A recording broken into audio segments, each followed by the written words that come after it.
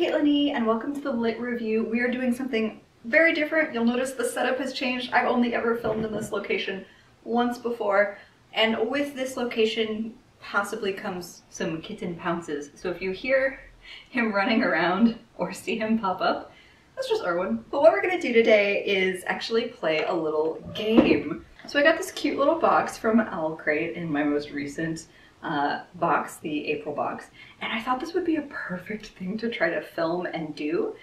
So I love that OwlCrate sent this. I don't really do OwlCrate unboxings anymore on the channel because I just think there's so many amazing people doing much better content with it, but I thought this was a really good opportunity for us to do a little bit of a challenge with the bookshelves because this is a kind of Scattergory-esque game called Etc. that was created for OwlCrate. So let's see what this actually is going to entail. So when you open the box, you get this little just gameplay card, and how it's intended to work is with 2 to 4 players, but I'm gonna adapt it to a more YouTube shelf-oriented challenge. So the original rules are that you get like 30 seconds to list 5 books based on the prompts on these other cute little circle cards.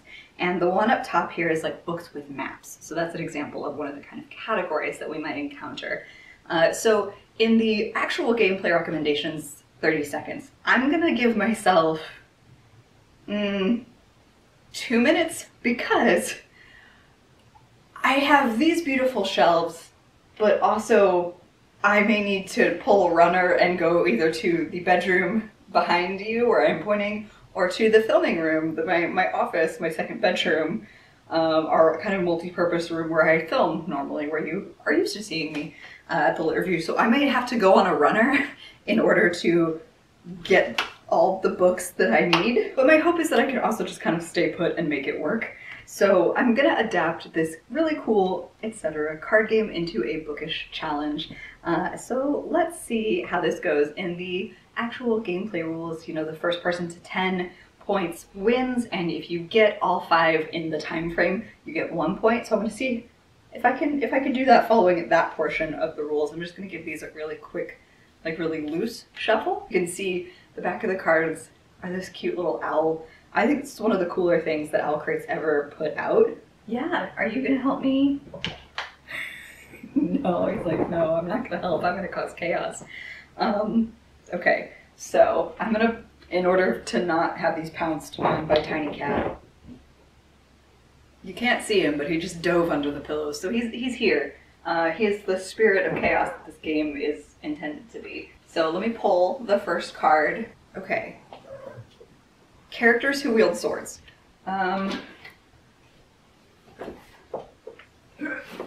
Okay, so The Woman Who Rides Like a Man by Tamora Pierce. The Game of Thrones by George R.R. Martin. There's probably like any of these fantasy novels that people wield swords, but like I haven't read most of them, so what the fuck do I know? He's adding to the drama for sure. I'm just going to assume somebody in Red's sister wields a sword, but you can tell me if I'm wrong about that or not.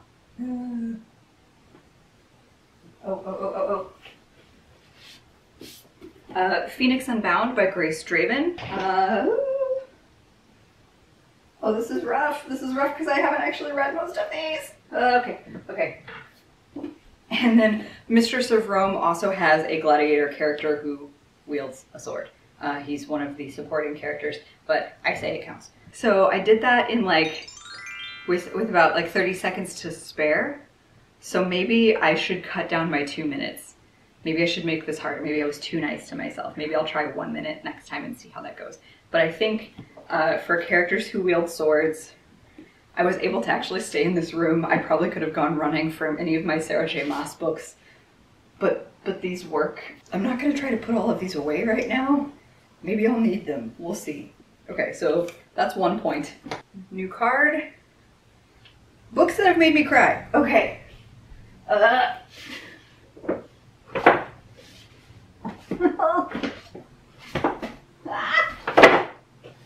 Excuse me, kitten.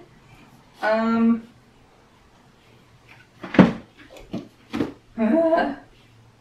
not telling you what I'm doing, but I will go through it.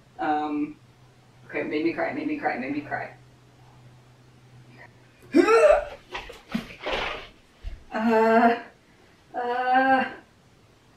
Made me cry. What made me cry? Everything makes me cry. This should be easy.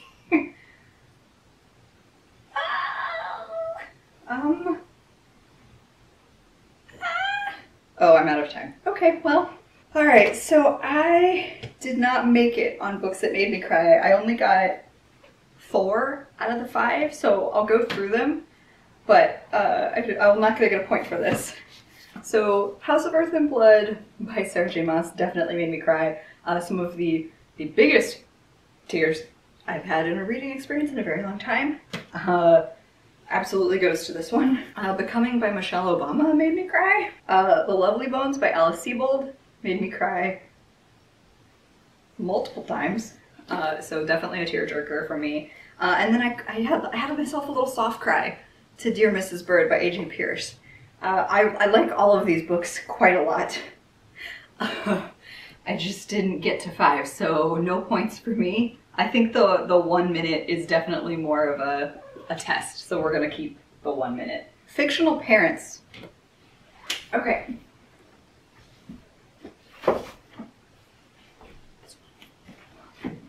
Fictional parents, fictional parents.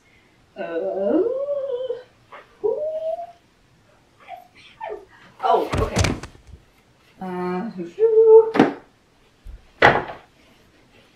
This is 3. Everybody has parents, but who are parents? Who are parents? Fictional parents. Who's kids? Oh, okay.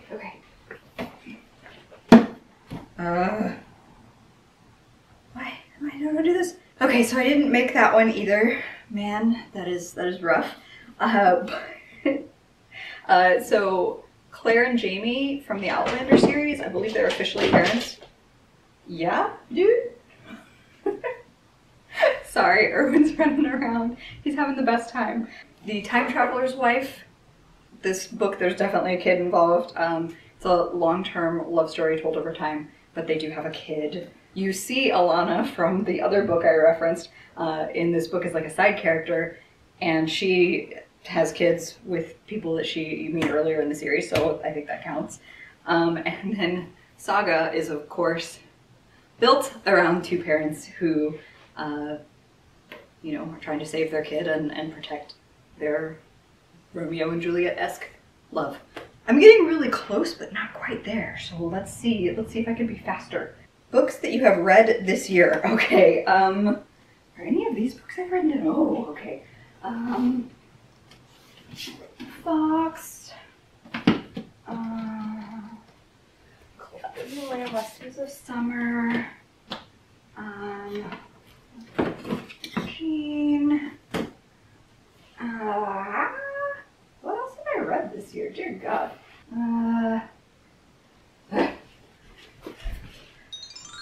Okay, I did it.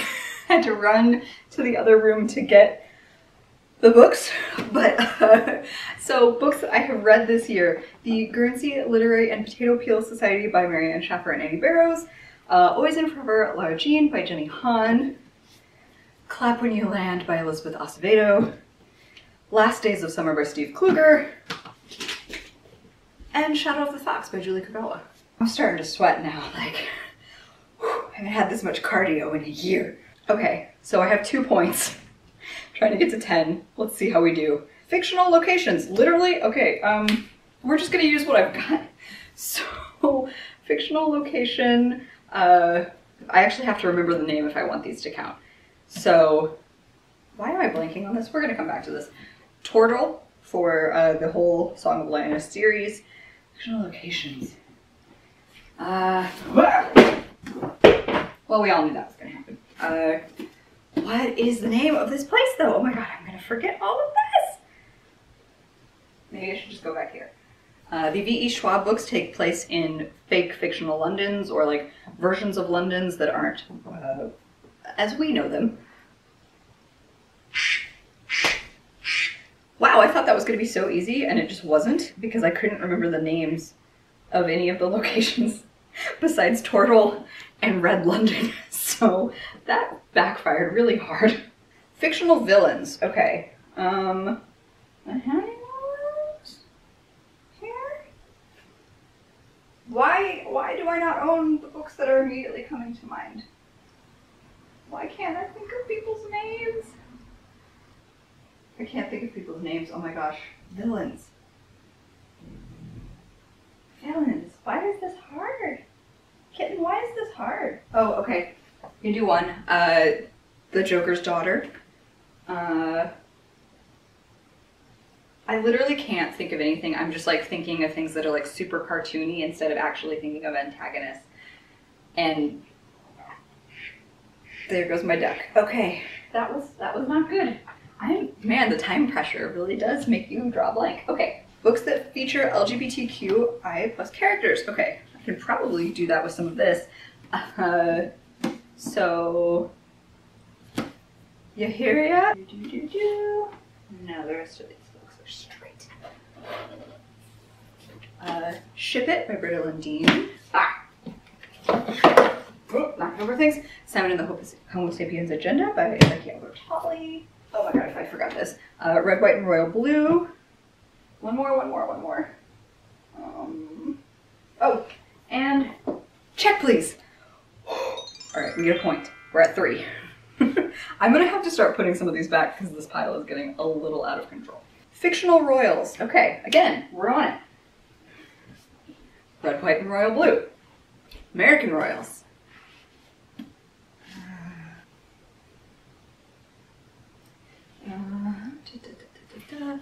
Obviously, Game of Thrones, I think, also works for this. The many kings and queens we go through, not based on real people. Oh. Prince Charming and fictional. The Royal Runway. Okay, about 8 seconds to go. Drawing another card. All right. Books published 100 years ago. Oh yikes. Okay, I have a classics shelf down here, and we're gonna pray. Okay. Works. Okay, you saw none of that, but I think these all work. Let me double check. It is with 18 seconds to spare. Okay, we're just gonna take a minute. That's a lot. Okay, Tale of Two Cities by Charles Dickens. This is my college copy, so it's a little beat up. When were you originally published? 1859 or 1850? Looks like the actual typeface is a little blurred, but definitely over 100. I have to look this up because it doesn't say in here. But this was originally published in 1844, but this is The Three Musketeers by Alexander Dumas.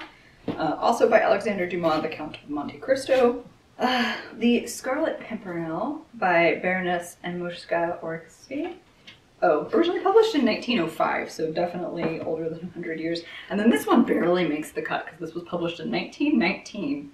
But this is the Shake by E.M. Hull. But these are all older than 100, so I'm now at 5 points. Okay, we're gonna put all of you back. We're just gonna put all of you back. Okay, we're at 5 points. We're halfway to victory. Let's just keep rolling. Books published this year. I will be right back. I gotta run. Okay, I'm here. I basically just ran into my filming space and picked a lot of book box picks. Okay, wow. This is maybe a call out post for me to start taking some walks around the block because yikes. Witches Steeped in Gold by Sianan Smart. This was April's OwlCrate pick. This Golden Flame by Emily Victoria was a Fairy Loot pick. And again, I don't really show these off anymore because a lot of that content, it just wasn't satisfying for me to film. But I still really love receiving the boxes. One of my page 1 picks, Yesterday's History by Kosoko Jackson. This was a recent publication. Gilded Ones by Namina Forna was also this year, I think. Oh god. No! Okay, I don't get points for this because this is a 2020. This is what screws me up. That's on me. But then The Duke Heist by Erica Ridley was published this year. So, oh, so close. So much running for no reward. Man, I thought I had that. Dang. Okay. So I'm still at 5 points. Books with Maps Okay. Map in Shadow of the Fox by Julie Kagawa. You better have a map, you little jerk. Yes. Game of Thrones by George R.R. Martin has a map. House of Earth and Blood definitely has a map. Couldn't remember the name of this fictional place earlier, but it has a map. So that's 3. I just looked at Gilded Ones, and I'm pretty sure it has a map. Yes. Gilded Ones by Namina Forna has a map, so that's 4. What else has a map? Where's the map? Map. Okay, so no rewards on maps, but those are the 4 books that I have off the top of my head that have maps. The brain struggle is real. Okay, we're still at 5 points. Magical artifacts or objects. Again, I am just gonna pull from what I know. Alana's sword in this series is kind of magical, as is like an amulet that she has. There's a book in Discovery of Witches by Deborah Harkness. Obviously Game of Thrones something would work, but I honestly don't remember which exact book that is. The problem is all of these books that are like just fantasies I haven't read, so I don't actually know what the artifact is. Nope, okay. Well, that wasn't very helpful. Still at 5 points. We may never get to 10. Books inspired by mythology. Let's go. Okay. These right here. Mythology though, and not folklore. Interesting. Okay. And I gotta pull a runner for this one. Okay. With 30 seconds to spare. Okay, so American Gods by Neil Gaiman. Also by Neil Gaiman, Norse mythology. And then the rest of these are all Greek inspired. But Daughter of Troy by Sarah B. Franklin. The Song of Achilles by Madeline Miller. And The Silence of the Girls by Pat Barker. I think with these last 2 you could kind of argue that they're more about like Troy, but since there's so much mythology in here, I think they should count. So we're gonna roll with this. 6 points now for doing it. Fictional siblings. Okay. 4, what do I need? Fictional siblings. Oh, okay, yeah. I know I'm reusing this a lot, but we are here. Okay. Whew.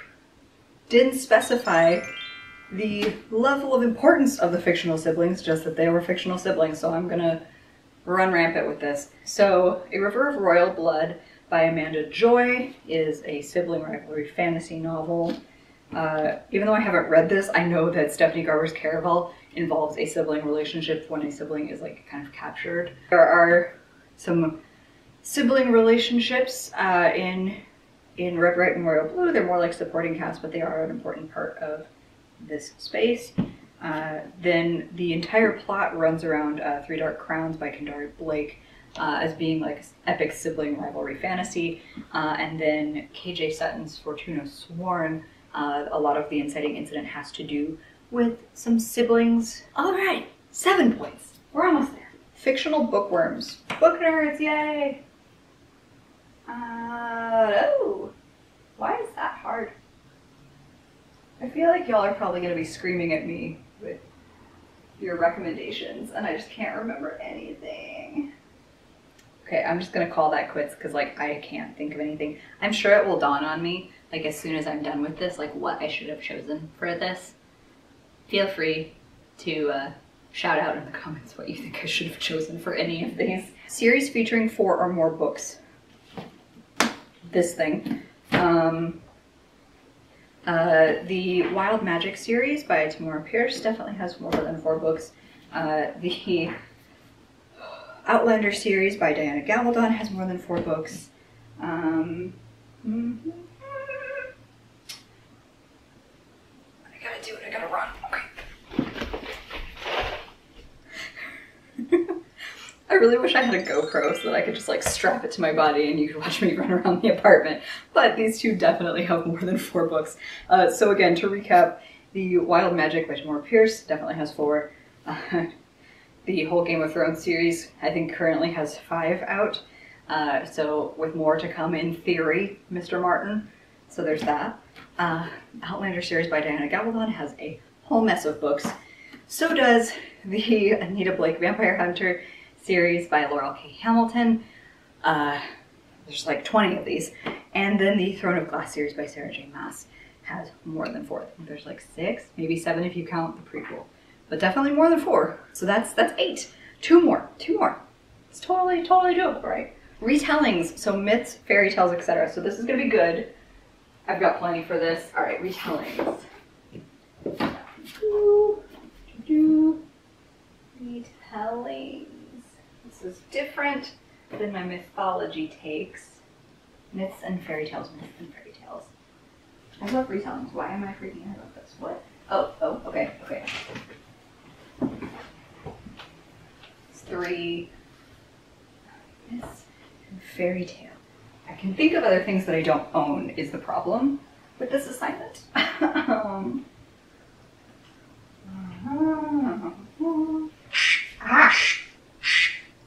Okay, I didn't get there. So I kept getting stuck mentally on Marissa Meyer's like Lunar Chronicle series because that's a really great example of retellings, but I don't own them, so that's not very helpful. But I do own Bill Willingham's Fables, which is it's the name. The Bear and the Nightingale by Catherine Arden and The Wrath and the Dawn by Renee Audier are all great fairy tale based retellings or folklore based retellings. I know I own more than this, I just know it. And I know I could have been cheeky by like pulling out a bunch of my fables or like the sequel to Wrath and the Dawn, but my brain was like, no, that's cheating. Okay, still going for 9. This is taking a lot longer than I thought. I thought I was going to be way smarter than this, but that's okay. All right. Book series that have not yet been completed. George R. R. Martin coming in clutch. I don't think Diana Gabaldon series is complete either, so 2 for 2. House of Earth and Blood, definitely not complete. The Duke Heist, this is the first in a series. The second one's coming out later this year, and that's not even the complete part, so that's 4. Yeah. Well, it's not complete. Oh no. Oh my, no, don't do this. Brain, don't do this. No. Oh my god. Oh, you're gonna duck it. Yep, you're gonna duck at me. I'm so mad. I legitimately coulda, shoulda just tried to race to the back room and grab like any of my romance novels because those are just the most ongoings. And I had one right here. For fuck's sake. This is not done. The series Anita Blake Vampire Hunter is so far from done, but I don't get the point. That one kind of burns because I should have known better, and knowing better was like literally right here on this pillow. Books featuring rebellions and uprisings. Okay, where'd she go? Where'd she go? My favorite here, maybe, but not this actual book, so this shouldn't count. Phoenix Unbound. Yes, Culloden is in this book, so I'm gonna count it. Rebellions and uprisings. Rebellions and uprisings. I'm gonna count this. I'm gonna count this. We're gonna do this.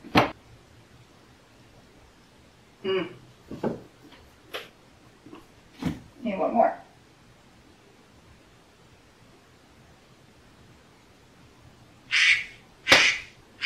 I know the answers just have to be staring me in the face and I'm just not paying attention to them. Okay, so The Rose and the Dagger, the sequel to The Wrath and the Dawn by Renee Audier, definitely has a rebellion.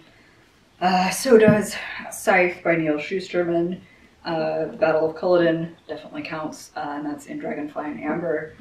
And Phoenix Unbound, by Grace Draven, features like the beginnings of an uprising. I'm trying for 9 again. Video is gonna be chaos. Books with love triangles. Okay. All of them? What? The love triangles? Like, that's okay. Is this hard? This should not be hard. Okay. Oh.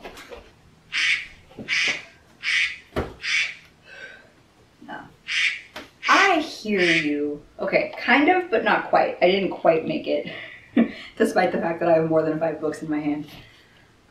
So Wrath and Dawn, The Rose and the Dagger feature a love triangle overall. It's not the starkest amount of geometry you're ever going to get in a triangle, but it's let's see.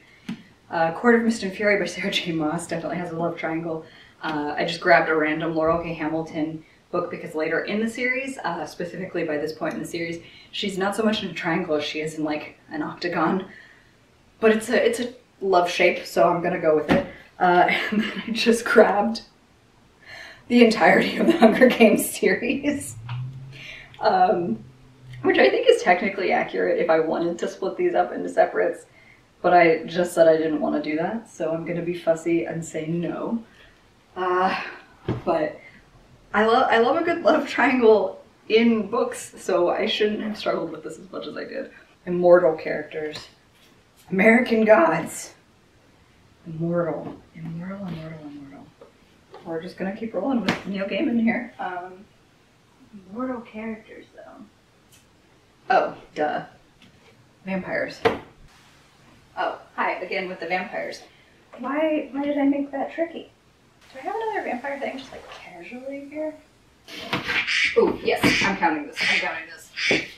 Stop quacking. So I think I'm being fuzzy with this because there's a lot about immortal characters that you come to find are not actually immortal. Like they're fairly killable. They're just dang difficult to kill. So for example, the whole Dark Arts series, like sorcerers can live for hundreds, if not thousands of years if they're not killed by other magical means. So they're like, for all intents and purposes, kind of immortal. David Mack really liked this series. Vampires are going to be the theme of Discovery of Witches, and again, vampires feature pretty heavily throughout the whole Vampire Hunter series. We're talking about gods, so Norse mythology and American gods by Neil Gaiman as well, both of them featuring immortal characters. Okay, we're gonna roll with that. That's 9. Gosh, okay. One more. I just need to get one more. That's probably gonna take me like 3 cards to do, right? Based on logistics. I'm probably gonna run out of cards before I actually finish this challenge. Fictional couples! Doable! Peter and Lara Jean. Hunt and Bryce. I'm just gonna like pick from here. Peeta and Katniss. 1, 2, 3. Anita and Jean-Claude. Oh, okay, hi. And then Chloe and Lawrence. Get wrecked. Get wrecked. All my books basically feature fictional couples because I like a good love story. But the ones I'm specifically calling out, I'm doing a lot of repeat uses here because yikes. But The Duke Heist by Erica Ridley, the Guilty Pleasures, or more broadly, this entire freaking series by Laurel K. Hamilton. Again, the Hunger Games trilogy for the long con of Peeta and Katniss, and Hunt and Bryce from Crescent City by Sarah J. Maas, and then Peter and Lara Jean in Always and Forever Lara Jean by Jenny Han. Yikes. Okay, so this took a lot more time, energy, sweat than I thought it was actually going to take. It turns out I don't know my books as well as I thought I did, especially not under time pressure. But I've made a nice little mess here on my couch. And I'm gonna have to clean that up. But this was super fun. So this was really cool to get in an owl crate. And even though this was very chaotic and possibly somewhat frustrating for you to watch, because you're all probably thinking like, oh no, this book, pick that one, it's right there on your shelves. It's what it is. Hopefully we still had fun together. Thank you so much for spending time with me. I hope you've had a fantastic reading day. Like and subscribe if you'd like to see more from me or this channel, and I'll see you in the next one. Bye!